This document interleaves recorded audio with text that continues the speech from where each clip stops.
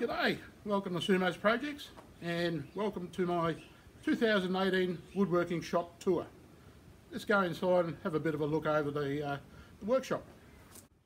So we'll have a quick little pan around and I'll explain the way the workshop is then set up and configured to be able to fulfill the duties that I need to do on a sort of weekly basis when I get time to come out here and create some things. So I'll explain as we go. This is a 9 by 9 metre shed, which is about 30 by 30 in the imperial scale. So very large space.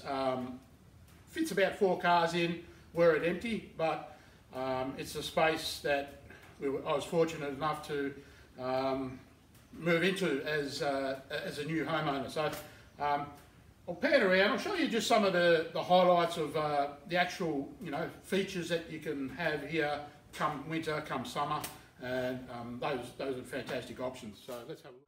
Here we have a 750mm pedestal fan. This is a very handy item to have in the shed. I'm lucky I have an evaporative cooler on the roof, and this circulates some nice cool air in summertime. And in winter, an open firebox here, and that is marvellous. It just radiates nice warmth and gives the shop that ambient feeling that that we all seek. Just panning around here, this was set up, so these are inbuilt shelves and also storage compartments for miscellaneous sort of things. I have a lot of miscellaneous things, and you see a bit of timber storage. These are hardwoods. Now these particular doors, they open, as you'll see in just a second. I put these on because these were just open cubby holes, and I just thought, well, I can sort of protect the things I want to put inside here, so quite handy. This is a little, I think it's about a 10-inch bandsaw I picked up second hand. The brand is Durden. I believe these were made in Australia. I'm not sure if they're still making any type of machinery, but I picked this up relatively cheap, and it's fantastic for making just small cuts and on smaller parts. And I've been really impressed by having this, and I'm pretty proud it's made in Australia. So it's always hard to find things that are made in countries of origin, but when we do, we hold on to them. So that's a great little machine here. Australian box store, purchased drill press. It's only a little 5-speed. It does quite well. It's probably a good thing to start out with, and you will find that over time you just need a little bit more travel and capacity of the table. So in the future I'm looking to replace this with another pedestal style drill press, but have just that little bit larger semi-industrious type model. But served me well so far, so I'll keep it as a second one. It's always good to have probably 2 of everything if you're lucky enough to be able to have that. So this little cupboard here is one of the first things I made, and I still use it. It's the sort of home for my Kreg K4 pocket hole jig, and I've just sort of screwed this into the top for now, and it serves me really well. It sort of works in the good part of the way I like my workflow to be. So obviously Kreg, very well-renowned company, and I love this little jig. It just helps out so much. This is my Bosch 12-inch axial glide miter saw. It's a fantastic addition. I did a fair bit of research into these, and prior to purchasing this I had just a box store brand, and found I couldn't do any adjustments. So this thing allows you to do just about everything you want. You can calibrate it to whatever desired angles and specs, get it square, get it true, and for that it's perfect.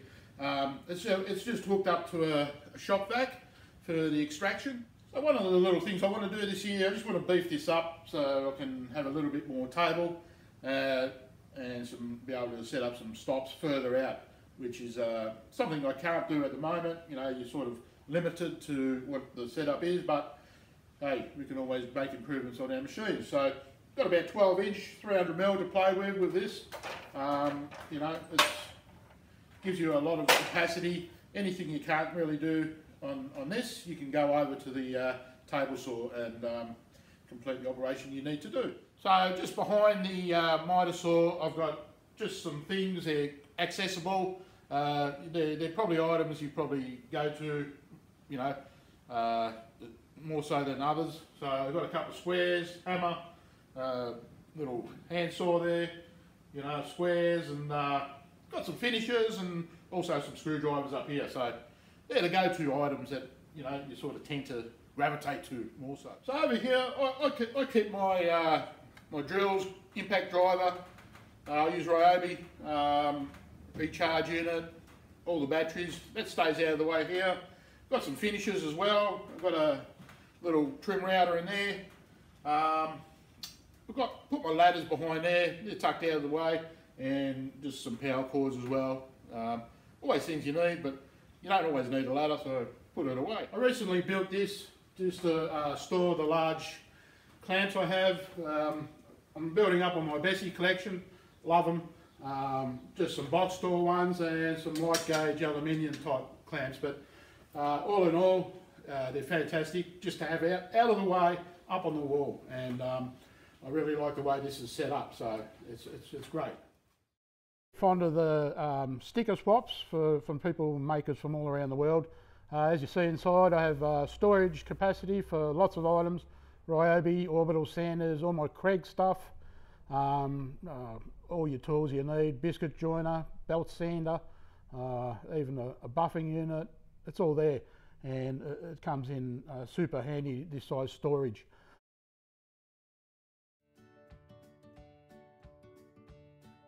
Miscellaneous size lumber gets thrown into here now. This was an old crate where hot water units and solar panels used to be delivered on.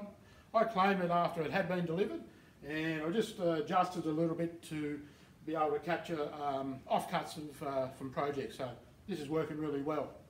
Some timber racking here for longer bits of timber. They go well in the back corner of the shed. Got a clamp rack here, it's on wheels, I can sort of it's portable, get it all around the shop. I primarily use a lot of pine in projects, or treated pine for outdoor projects, whatever you're doing. Also got some nice hardwoods, Tasmanian oak, got some western red cedar, some blue gum, and some other eucalypt varieties here. So use them for, you know, a little bit more classier builds. But I do a lot of DIY stuff, so pine seems to suit me really well, and or merbau, stuff like that. So that's all good to work with. This is my table saw. It's a Baileigh industrial, 10-inch, 3 horsepower, and it's got a 52-inch extension table capacity over on that side. I've got my outfeed table, which is also my workbench, and that allows me about 2.9 metres from the cut to the final resting place, as far as I can push anything through. And that equates to about, I think it's about 9.6 feet, something around that mark. So it's quite adequate, and as far as the capacity, you don't probably need to have that far of a 52-inch. You could probably have a 30-inch, and that'd suit most people's applications in the workshop. So, but it does a great job. I always say go up a little bit higher to, you know, save your pennies and get that little bit better bit of machinery that you can. This is my 330mm or 13-inch Sherwood Thicknesser. It does have a spiral cutter head in it, and for the dust extraction I've just got a Shapak canister with, and it seems to draw all the chips away very, very well. So very happy with this machine. This is my Kreg router table. I love this thing. It's a go-to machine for doing all sorts of things on. I'd recommend, if you're anyone, to get something similar to this. I've got a Triton, I think it's close to a 3 horsepower router set up in that. I like the idea, the concept. Easy to get, you know, your lift mechanism. It's all sort of, I think Triton had a bit of a patent on this thing. So there's no extra riser that's needed to set up for doing any routing operations, and These two go hand in hand perfectly. I run a little Sherwood, another canister dust extractor, or chip extractor, and this works fine. I've got this hooked up for this machine and also the jointer, which I'll just show you. The Sherwood combination Thicknesser jointer, I practically only use it as a jointer. It's got 10-inch capacity or 250mm. As far as flipping it over and all that, probably because I already had my Thicknesser, so I go to that. This is a great machine, and this is also hooked up to the Sherwood dust extractor.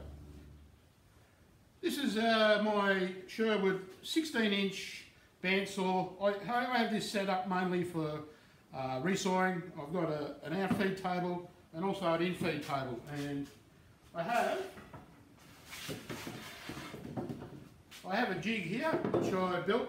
I have a video on that build, and it allows me to cut, whatever sort of thickness sections out of a log that I need to work with. So this has been fantastic. And for the dust extraction on the 16-inch bandsaw and the Baileigh industrial table saw, I've got a 2 horsepower Sherwood dust extractor. This does a brilliant job. It's all I could probably need for doing the projects that I do. So great thing. I converted an old pallet, put a bit of a false bottom on it, and this has become the storage area for gardening tools and things like that, sledgehammer, all those sorts of things. It works really well. It's out of the way. I've got a little 2 horsepower air compressor for shooting brad nails and things like that, and also got the air hose which stretches out across the whole shop and even outside, so that's great. In this corner, I keep this here intentionally. This is a combination belt and disc sander.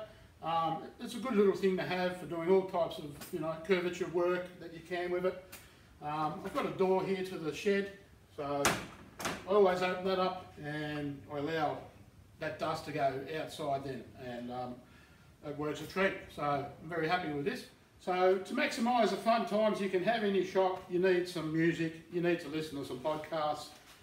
This is a jukebox I picked up from Aldi. It fits nicely. I made this, converted this as a jukebox station. It's on wheels, so you can wheel it around the shop. Probably don't need to, but I love this, and it keeps your mood and thoughts nice and clear, especially with a bit of music going. Another terrific thing to do in your shop is probably decorate it a bit. You might have seen I've got quite a few of these signs put up all over the place. You just add a bit of mood, bit of character to the place, and also got some, this is my rugby team, Melbourne Storm. And you may wonder why an Australian guy's got a Green Bay Packers flag in his shed. So this is from my good mate in Texas, Jake Thompson. He also has a YouTube channel, and I think he's doing a shop tour, so you might want to go over there and have a look after you had a look at this one. So just to give you the pros and cons of workshop this size. Obviously the pros are, it is a big workspace, plenty of room to do extra things in here. Doesn't just have to be a wood shop, it can be used for many other uses. I'm very happy with the machines and tools I have. I've saved a little bit extra, done a lot of research into perhaps what is a little bit more satisfactory than having just the base unit, and just upgrading where you can save that bit extra money. Another thing is I'm very happy with the workflow I've set up, so everything seems to work all right at the moment, so that's great. Some of the cons are, like I'm working on better shop organisation, get things away, label things so I know where to look for them, and that's just one of the little things I want to improve on this year. Better lighting on this side of the shop, and also some more PowerPoint because predominantly they're all on the other side. So anyway, that's it. That's how it goes. So there you go, folks, start of 2018. Thank you very much for coming on the tour. Please subscribe, hit the notification bell, and I've got a lot of content coming up this year. I do some reviews, or some shop tips and ideas, and I've got 4 build videos on the go at the moment, so plenty of content to come out. So I look forward to reading your comments, and I always reply to every comment. So thanks again, have a great 2018, and get out in the shop and make some good stuff. See you later.